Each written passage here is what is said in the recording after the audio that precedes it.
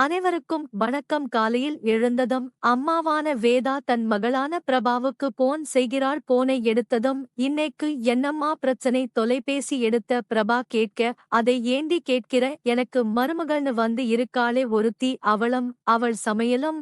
இன்னைக்கு அவள் ஒரு ரசம் வைக்கிறேன்னு சொல்லிட்டு வச்சா பாரு, வாயில வைக்க முடியல. ஆனா உன் அப்பா அவளை பாராட்டி தள்ளுறாரு என அம்மாவின் குற்றச்சாட்டுகளை பொறுமையாக கேட்டவள், அம்மா நீ பேசாம கொஞ்ச நாள் இங்க வந்து தங்கிட்டு போயேன் என்று அழைத்து வேதாவுக்கும் பெண் வீட்டில் தங்கி வந்தால் நல்லாக இருக்கும் என்று தோன்றியது. அதனால் மகள் வீட்டில் கொஞ்ச நாள் தங்கிவிட்டு வரலாம் என அவளும் கிளம்பிச் சென்றாள். அம்மா ஊரிலிருந்து வந்து களைப்பாய் இருக்கும், இந்தா காபியை குடி. பிரபா சொல்லிக் கொண்டிருந்த போதே கோவிலுக்கு சென்றிருந்த பிரபாவுடைய மாமியாரும் அப்போது வீட்டுக்கு வந்தார். அடடா வாங்க சம்மதி, எப்ப வந்தீங்க? நல்லா இருக்கீங்களா? வேதாவின் அருகில் நாற்காலியை இழுத்து போட்டு அவளும் அமர்ந்து கொண்டாள். அவருக்கும் தனக்குமாய் காபி எடுத்து வந்த பிரபா அவர்களுக்கு அருகே அப்படியே தரையில் அமர்ந்து குடித்தாள். அப்போது பிரபா, எனக்கு இன்னைக்கு காபி கொஞ்சம் அதிகா தித்திப்பா குடிச்சா நல்லா இருக்கும்னு தோணுது. நான் கொஞ்சம் சர்க்கரை சேர்த்துக்க போறேன், உனக்கும் எடுத்துட்டு வரவா என்று பிரபாவுடைய மாமியார் கேட்க, நீங்க இருங்க அத்த, நான் போய் சர்க்கரை டப்பாவை எடுத்துட்டு வரேன் என்று பிரபா கூறினாள். அன்று இரவு உணவுக்கு சப்பாத்தி தயார் செய்தாள் பிரபா. ஆனால் வேதாவால் அதை கடிக்கக்கூட முடியவில்லை. குருமாவின் சுவையும் ஒன்றும் பிரமாதமாக இல்லை. பிரபாவின் கணவனும் மாமியாரும் சப்பாத்தியை குருமாவில் ஊற வைத்து ஏதும் சொல்லாமல் சாப்பிட்டனர். ஏனோ வேதாவுக்கு மருமகளான பூஜாவின் மிருதுவான சப்பாத்தியும் சுவையான காய்கறி சப்ஜியும் மனதுக்குள் வந்து போனது. மறுநாள் பிரபா காலை உணவுக்கு இட்லி செய்ய, கல் போன்ற இட்லி வேதாவின் தொண்டையில் இறங்க மறுத்தது. எல்லோரும் அமைதியாக சாப்பிட வேதாவால் பொறுக்க முடியவில்லை. இதுங்க எல்லாம் எதை போட்டாலும் சாப்பிடுங்க போல என் மனதுக்குள் நினைத்து கொண்டே தண்ணீரை குடித்து குடித்து இட்லியை உள்ளே தள்ளினாள் பிரபா. அடுத்த முறை இட்லிக்கு ஊற போடும்போது 2 டீஸ்பூன் வெந்தயம், ஒரு கைப்பிடி அவலை சேர்த்து ஊற போடுமாம். அப்படி போட்டா இட்லி இதைவிட மிருதுவா மல்லிப்பூ மாதிரி இருக்கும்னு என் தோழி சொன்னா என்று சம்மந்தி அம்மா தன் மகளிடம் சொல்வதைக் கேட்ட வேதாவுக்கு இவங்க முன்ன பின்ன மிருதுவான இட்லியே சாப்பிட்டது இல்லையோ என்று கேலி மனதுக்குள் எழுந்தது. அதன்பின் தன் மகளான பிரபாவிடம்தான் மதியத்துக்கு சமைக்கிறேன் என்று வேதா சொல்ல அதை மறுத்தாள். அவருடைய மகள், வேணாம்மா, நான் சமைச்சாதான் அவருக்கும் அத்தைக்கும் பிடிக்கும் என்றாள். இதைக் கேட்டு வேதாவுக்கு சிரிப்பதா அழுவதா என்று புரியவில்லை. வந்ததிலிருந்து ஒழுங்கான உணவை சாப்பிடாததால் மதியம் அவருக்கு சீக்கிரமே பசித்தது. பிரபாவின் சமையலை சாப்பிட வேண்டும் என்று நினைத்த போதே மனதில் லேசான பயமும் வந்தது. எதிர்பார்த்த மாதிரியே ஒன்றில் கூட உப்போ காரமோ இல்லை. சமையல் இன்னைக்கு நல்லா அமைஞ்சு போச்சு பிரபா. அம்மா வந்து இருக்காங்கன்னு நீ ரொம்ப சிரத்தை எடுத்து சமைச்சிருக்க போல என்று கூறினாள் மாமியார்.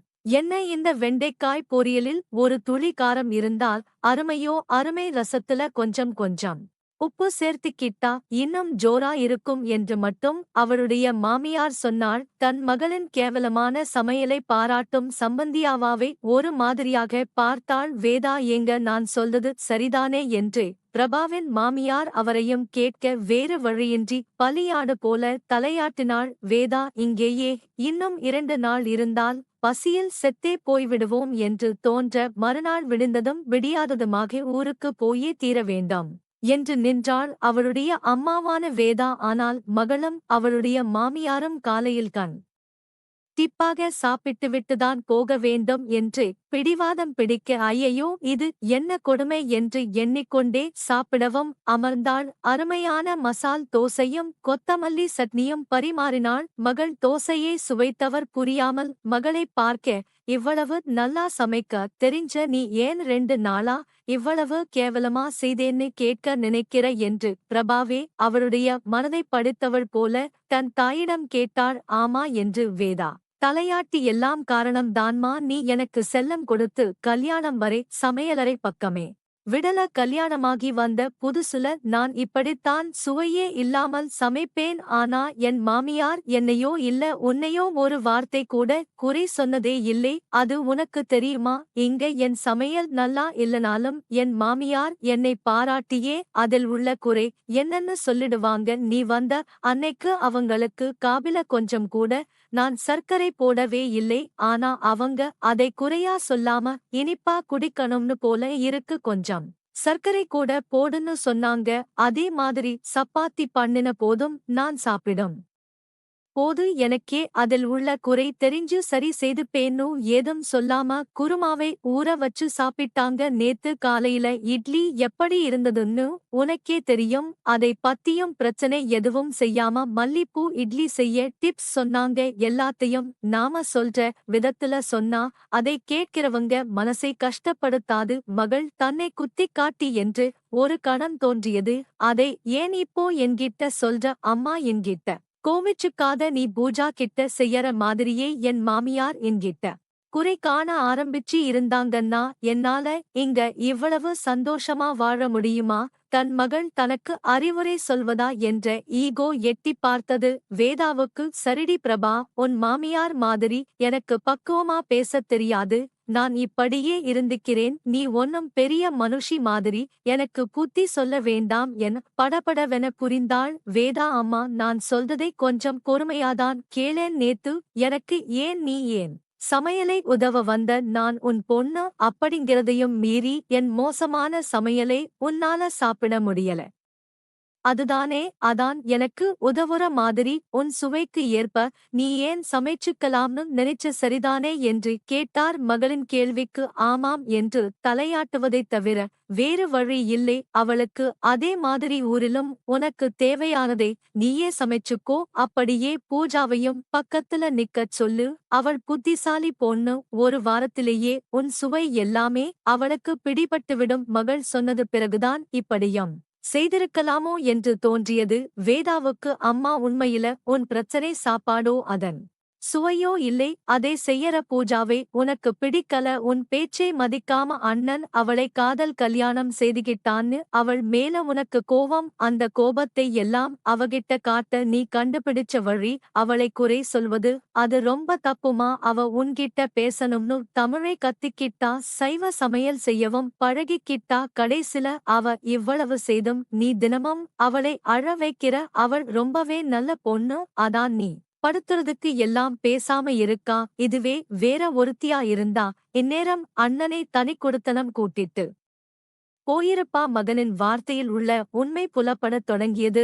வேதா யோசிக்கவும் தொடங்கினாள்தான். வேண்டுமென்று பூஜாவிடம் அவள் செய்யும் சமையல் மட்டுமல்லாமல் ஒவ்வொரு சின்ன சின்ன விஷயத்துக்கும் குறை காணுவதும் புரிந்தது. பிரபாவின் மாமியாருக்கு இருக்கும் பக்குவம் தனக்கு இல்லையே என்ற எண்ணமும் அவளுக்கு வந்தது. அப்பா அவள் செய்வதை எல்லாம் பாராட்டுவது என் மாமியார் கையாலும் அதே டெக்னிக் தான். அதையும் நீயே புரிஞ்சுக்கணும். மகள் சொல்லும்போதுதான் கணவனின் செய்கையின் அர்த்தம் விளங்குவது போல் இருந்தது வேதாவுக்கு. ஆமா, கடைசியா நான் ஒன்னு சொல்றேன். நாம நம்ம சுத்தி இருக்கிற மனிதர்கள் கூடதான் குடும்பம் செய்யணுமே தவிர உப்பு புளி மிளகு கூட எல்லாம் இல்லை. பூஜா நம்ம வீட்டுக்கு வாழ வந்தவள். அவளை நீ மகளா நினைக்க வேணாம், ஒரு சக மனுஷியா நினைச்சு அவகிட்ட அன்பா நடந்துக்கலாம். இல்லையா அம்மா? இனிமேலா பூஜாவோட உணர்வுகளை மதிக்க கத்துக்க தயவு செய்து உன்னை மாத்திக்க பாரு என்று அறிவுரை கூறினாள். இதுக்கு மேல் உன் இஷ்டம் என்றவள் அம்மாவின் பதிலை எதிர்பார்க்காமல் கால் டாக்ஸிக்கு போன் செய்தாள். இப்ப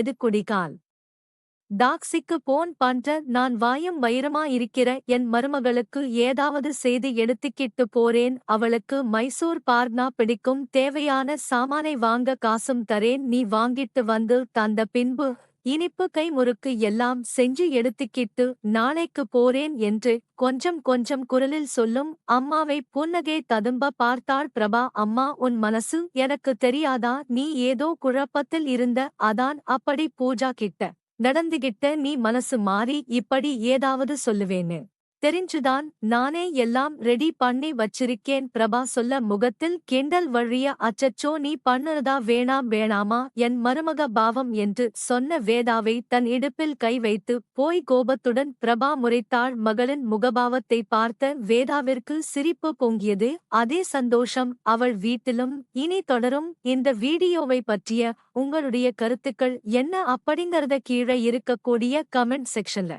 மறக்காம சொல்லுங்க இந்த வீடியோ உங்களுக்கு பிடித்திருந்தால் லைக் பண்ணுங்க ஷேர் பண்ணுங்க மேலும் இது போன்ற பல வீடியோக்களை பார்க்கணும் அப்படின்னு நினைச்சீங்கன்னா மறக்காம இந்த சேனலை சப்ஸ்கிரைப் பண்ணுங்க கூடவே அந்த பெல் சிம்பலையும் மறக்காம கிளிக் பண்ணுங்க நன்றி வணக்கம்.